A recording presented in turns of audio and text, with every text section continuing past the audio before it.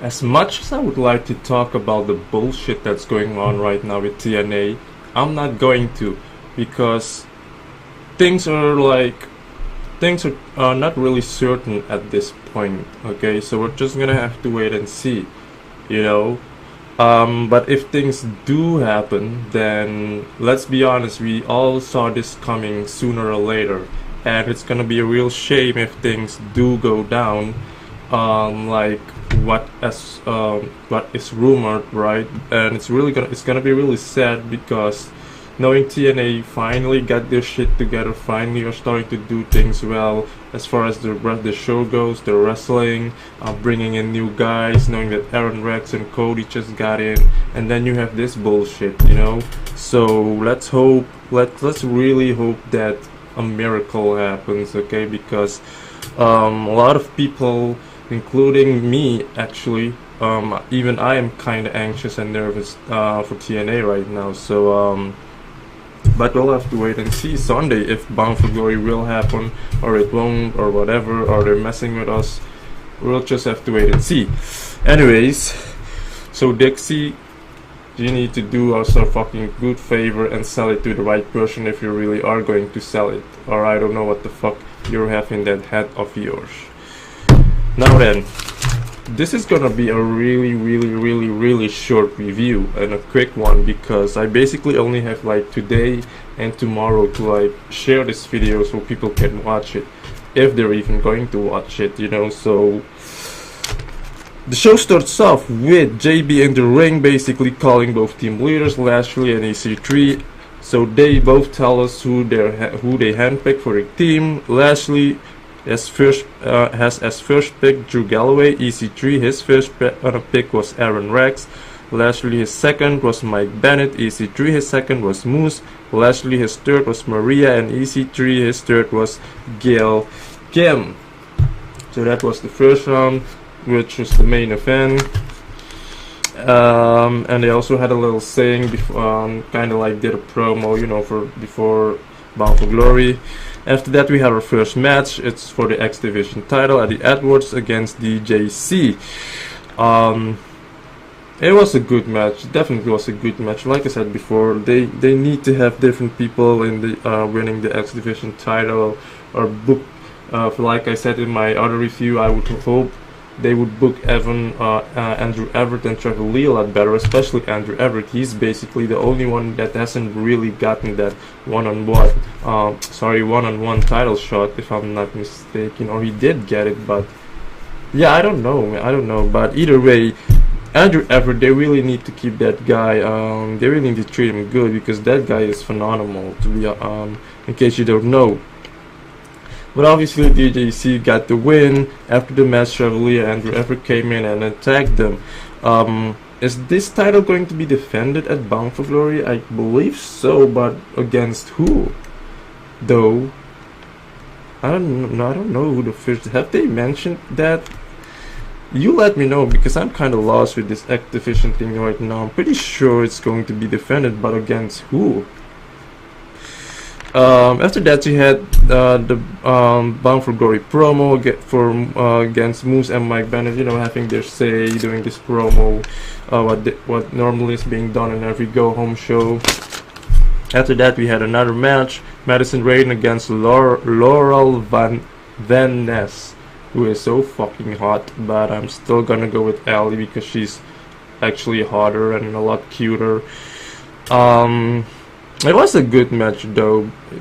Laura Van Ness still needs to do a lot more, obviously, but she just came in, so I have never really seen any matches of her in the indies. I got confused with this Chelsea and the other Chelsea, because there's another Chelsea, and I thought that was the Chelsea that was gonna be an Impact, but when I saw this one, I was like, okay, this is not the Chelsea that I expected.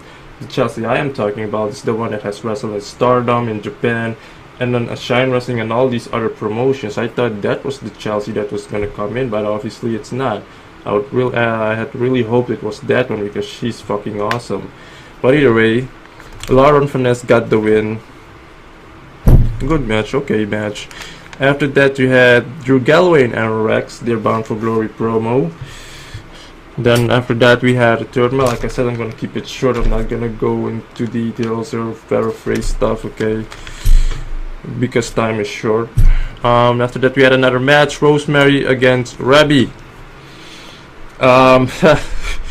I don't know what to say about this match, to be honest. Rebby did a spear. You had Rosemary, who's wrestling still hasn't really, you know, gotten to me. Rebby, her basically only did a spear and hit Rosemary her head on the turnbuckle. So it was a really short match, which also ended up in a disqualification because Rosemary spit the mist on Rebby's her face. Rosemary did get Rebby through a table. After she got disqualified, then all of them started to fight. It went all the way backstage. Camera guys went there, they showed it. You had Crazy Steve fighting Jeff Hardy. You had Abyss fighting Matt Hardy, with Abyss electrocuting Matt Hardy, which was really funny. How they visualized it, the effects on it, but it was great. It was really nice. And you had Crazy Steve beating Jeff Hardy with a chair, having his neck, you know, under the chair where they do it usually and stuff. So they got the upper hand. And if you know your pro wrestling well, then you would know that most of the times when someone has the upper hand on the go home show, they are usually the ones ending up losing. So it's pretty obvious that Jeff Hardy and Matt are gonna win the titles, which I predicted, you know. Just like how EC3 is gonna win the title. Gail Kim, now this one, I might be wrong with this one. I think shit is gonna go down, and if shit does go down, like someone interfering and such, I'm gonna be pissed. I'm sorry, I am. Because this shit has gone too far with Maria not wrestling and all of that. Like, holy fucking shit, what's the fucking point? You know what I mean? At this point, even Rebby wrestles better than Maria. So if she doesn't wrestle on Sunday, she is literally a no-go for me. But that was about that segment. It was really cool. I really loved how they ended it, by the way, this whole DK and Hardy's segment before Bound for Glory. Was a really nice way to do it. So then after that we had the main event, the Lethal Lockdown, which wasn't lock, but it was lethal. So I don't know what the hell was up with that, because the Lethal Lockdown we're used to is the weapons being on top of the cage and the cage closing, but that wasn't the case this time. So I don't know, maybe it was too much, I don't know. But it was definitely a really good way to end the show. All the wrestling was good, everybody did their thing. Ultimately Bobby Lashley got the win via submission, and like I said, normally at a go home show, the person that gets the upper hand ends up being the one losing at the pay-per-view. So we'll have to see, but I think it's pretty obvious that Lashley is dropping this one to EC3 at Bound for Glory, knowing that EC3 is basically, you know, the golden boy, the poster guy for TNA. So that's about it with this review. Like I said, really short and simple because short time. Yeah, I only got tomorrow, and then Sunday you get Bound for Glory, hopefully. Okay, and I think there is also this Bound for Gold thing at Bound for Glory. So as far as who's gonna win that goes, I have no idea. Might be Cody. I think he's gonna be in the Bound for Glory. Have they announced all of them by now? I haven't checked. I was really busy, so busy lately. And I have 2 other videos that I'm gonna set up 2 after this.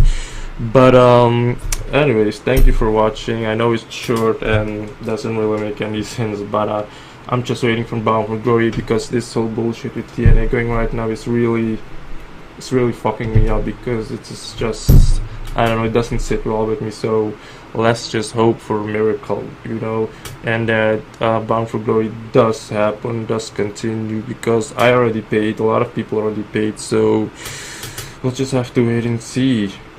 That's about it, and see you next week for the Bound for Glory review. Tonight I am going to watch a lot of fucking TV, because you have Ring of Honor All-Star Extravaganza, my Civil War DVD just came in. I also have this Spawn DVD collection, 4 DVDs in it.